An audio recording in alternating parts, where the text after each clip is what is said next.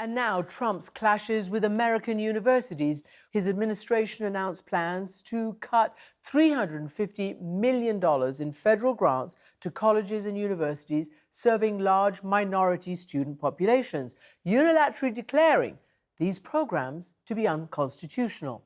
Michael Crow is the president of Arizona State University, recently ranked the most innovative school in the country.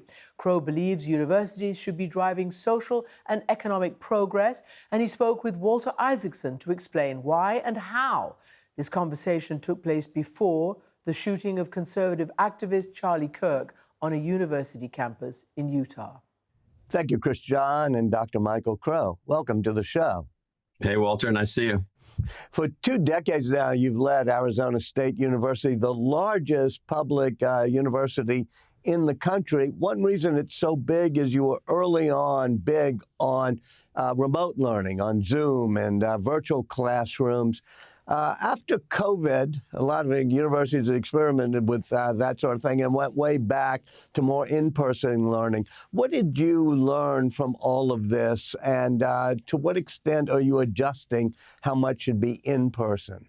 Well, Walter, it's a complicated thing. We live in a country of approaching 350 million people in which we have a limited set of institutions and low levels of access to lifelong education. In fact, low levels of access to university education and underperforming and all kinds of other things. And so the lesson that we learned in COVID was that if you have a great faculty matched with unbelievable innovations, matched with unbelievable drive to continue to innovate, you can find ways to reach learners literally everywhere with the highest level of quality learning products possible. And so that's what we really learned, is that it can all work if you've got a dedicated faculty and a continuous stream of innovations.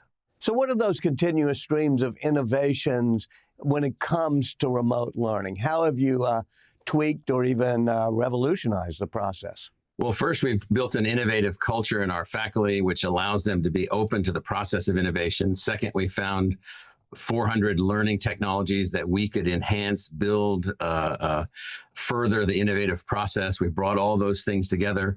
We've then found a dedicated energy focusing on the learner themselves. We believe in the theories of abundance, that human beings have unbelievable potential. And then with these tools, with these learning tools and with this dedicated faculty, what we found is, I'll give you an example. This year we'll have 35,000 engineering students. And when we started this process, we had 6,000 engineering students. We found new ways to teach calculus, new ways to teach biology, new ways to teach chemistry, enabling all the people who want to be an engineer to be able to be an engineer. That only comes through innovation in this process. All of the people I've written about, one of the things they learned is that in the end, it's all about collaboration, that innovation's a team sport. To the extent that you're doing virtual learning, remote learning, high technology learning, do you have to work hard to make sure that the skills of collaboration are part of it? Well, we build into our tools mechanisms for collaboration, and it turns out that most of our online learners, which is more than 100,000 degree seekers right now and 500,000 other people who are just taking courses, they're in collaborative work environments. In fact, we had some medical school deans a few years ago who were reluctant to take our online biochemistry majors into their medical schools because it said you haven't worked with anyone. These students produced a video that said, "Oh, contraire, I'm a flight medic on a rescue helicopter in Colorado. I'm a nuclear tech in the Navy. I'm a nurse ER nurse, and I work in groups." And so we provide collaborative mechanisms. It's not you in the basement, with your candy, looking at lectures of talking heads. That's nothing like what we've built for our online learners. We have over 350 degree programs, 5,000 courses, all built by our faculty with these technologies, and collaboration is a part of all of that. One of the things you've done at ASU is called the Sky Song, I think it is, in which you actually try to take research and translate it into technology, into real commercial things. That used to not be done much at big universities. And then I think at the beginning of the 70s, it started happening. Tell me how important government investment in basic research is, and then allowing you to translate that into commercial products. Well, it's unbelievably important. One of the books that you wrote about, the CRISPR Nobel Prize with Jennifer Doudna, was this whole thing about, decades and decades and decades of fundamental research on enzymes, on chemistry, on proteins, on computational systems, on imaging systems, and so forth. Thousands and thousands of research groups, tens of thousands of papers, hundreds of patents. All these things allow someone like her, who you've spent a lot of time studying and understanding, to even exist. Steve Jobs, the person you wrote an entire book about, all of his creativity and his design and his genius. If you dissect and chop up the iPhone 16, it is in fact built on a platform of fundamental science, academic outcomes. Even Jobs said this himself. I mean, he was a genius of design, a genius of creativity, a genius of making things happen, of overcoming opposition. But what was he building? He was building from the threads of a fabric that had been 100 years at least academically driven, and then even longer than that. Well, explain how basic research did help lead to the iPhone. Well, if you look at something like the iPhone 16's got billions of transistors on the present chip. The first transistor was 1947. The first transistor was derivative of basic physics, basic math, basic computational science, basic material sciences. You couldn't design it, you couldn't build it, you couldn't conceptualize it without that fundamental science. And that's so you've got a semiconductor research facility at ASU that's designed to do just that, and yet the Commerce Department just cut most of the money out, right? What's that? That maneuver going. So we won in the CHIPS and Science Act. We won a major new lab with the NIST. We won 1/8 of the new Defense Department lab called the Microelectronics Commons. We won the State Department's funded project to secure the supply chain training. We won a $270 million project funded by Applied Materials, a company, all designed to build new underpinnings for semiconductors. And then this thing that got started late in the Biden administration called NatCast got stood up, and then they picked 3 places to build new national labs. We won one of those. Secretary Lutnick has just decided to pull that back into the government. I don't know if that's, the exact status of that. And so what we're going to do is we're going to continue to fight to do everything we can to make sure that the United States continues as this epicenter of innovation, academic research, industrial research, training, advanced people, advanced ideas in all things related to semiconductors, all things digital, because that's on, so much of what the future economy is going to be based on. Well, more broadly than just this lab, are you worried about the National Science Foundation and other funding cuts into basic research that used to be funded by government?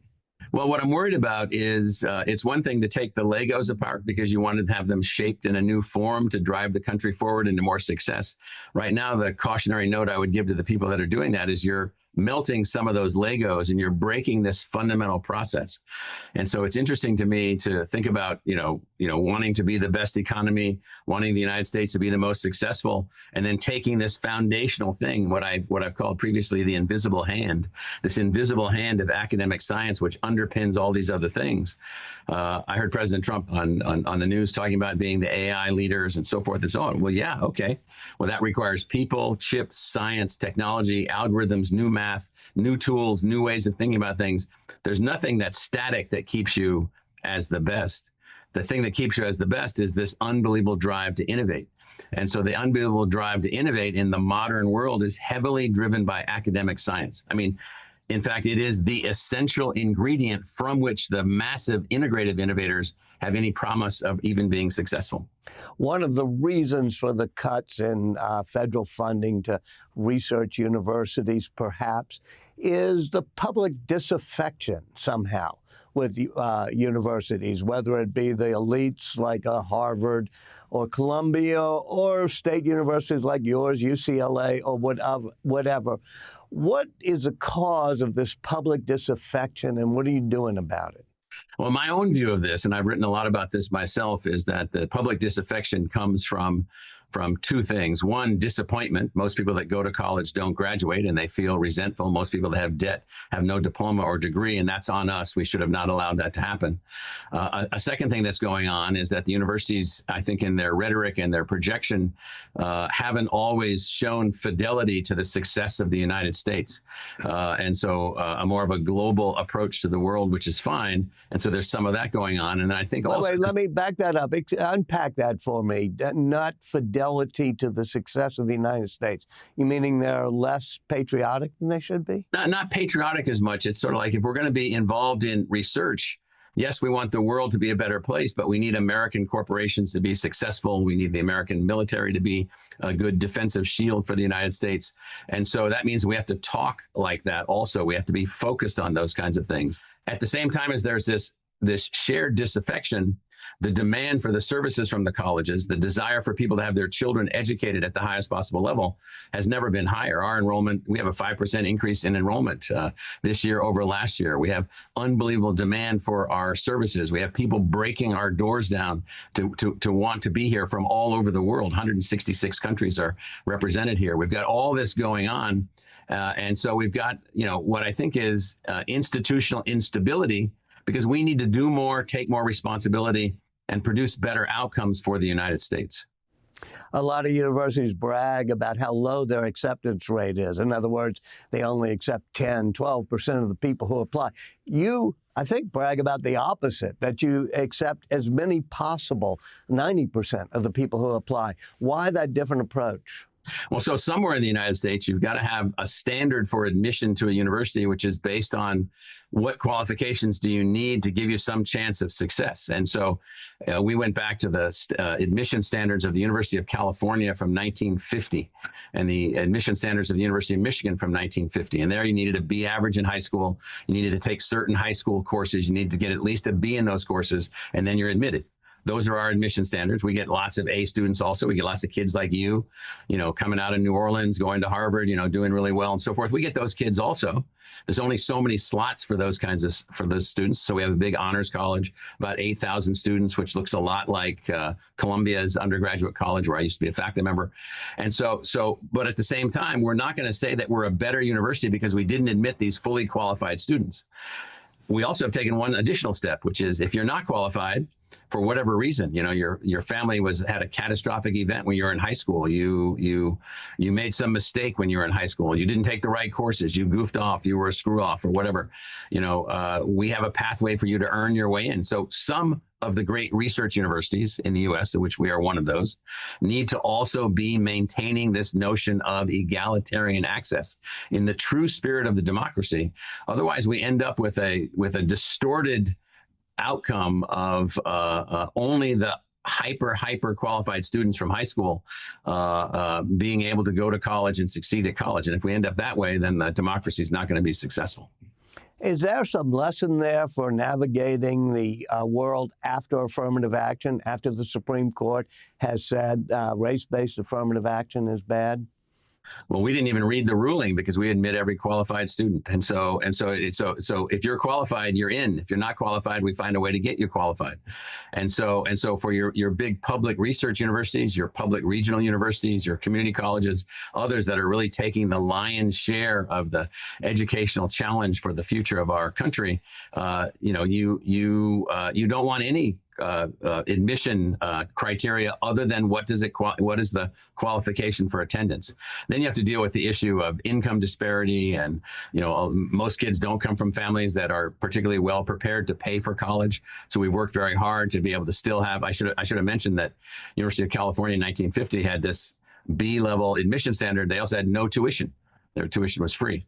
Now we have a fantastic financial aid package to make sure that people are not left out for financial reasons. So the only criteria that we look at for admissions is, are you qualified to perform university level work? If you are, you're admitted. And then we find a way for you to finish. We find a job for you. We find a pathway to a scholarship for you. We find a way for you to be successful. And that's allowed us to go from, 8,000 graduates a year to 40,000 graduates a year. It used to be, you mentioned it happened at the University of California, but all over the country, including when my dad went to university, you went to a public state university, it was basically free.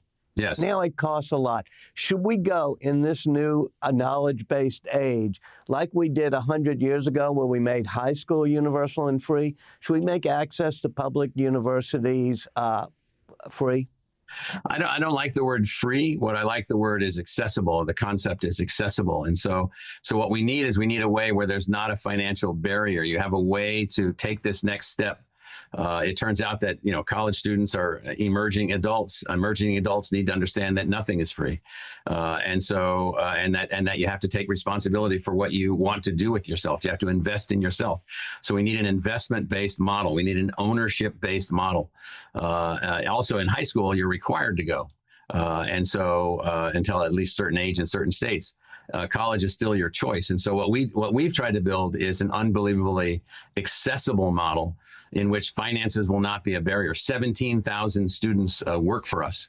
We're thinking that at some point, with so many other learners that we're attached to, there's some possibility that all of the 80,000 students that are here with us, or the 100,000 students that are here with us, they won't have any tuition costs because they'll all be working as a part of a learning machine where we're educating many, many other people, in addition to the people that are privileged enough to be able to be here with us. And so we see an expansion of this kind of model as being a viable way to move this university forward.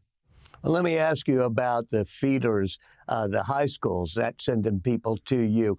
I just saw that the National Assessment of Educational Progress, the sort of national testing scores, have gone way down this year. Math, English, everything else. Is there something that you can do, universities can do, about the declining quality of K through 12 education?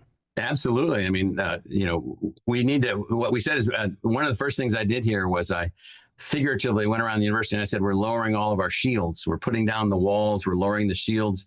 We're going to have K-12 students. We run K-12 schools. We run these as demonstration projects. We have thousands of students in them. We have a 99% graduation rate, a 90% post-secondary rate, with 85% of the students coming from Title I families, that is low-income families. We have tens of thousands of K-12 learners. We have hundreds of courses that we're offering for high school students to get college credit, to lower their costs, to prepare them. And so the high schools have become often, there's high schools that don't teach calculus. There's high schools that don't teach much history. Well, I went to 17 schools before I graduated from high school, and believe me, some of the schools I went to, they didn't teach anything. And so we have this unevenness in this system with 15,000 school districts. What we need to do is offer to every person, every family, every learner, every kid access to whatever they need or whatever they can't get. So we've really taken that on as a mission. If every university did that, if every university lowered their shields and then made their stuff available, their libraries, their assets, their tools, their mechanisms, their courses, help the K-12 teachers, help teachers to advance, help new models to evolve, we'd be much better off, because the old model, as we're hearing from the data right now, it didn't go through COVID very well. In fact, it suffered during COVID and underperformed during COVID. And secondly, after COVID, we haven't recovered. And thirdly, we're not keeping up. And so we're doing ourselves a disservice. We're continuing to allow ourselves to see negative outcomes. Dr. Michael Crow, thank you so much for joining us. Thank you, Walter.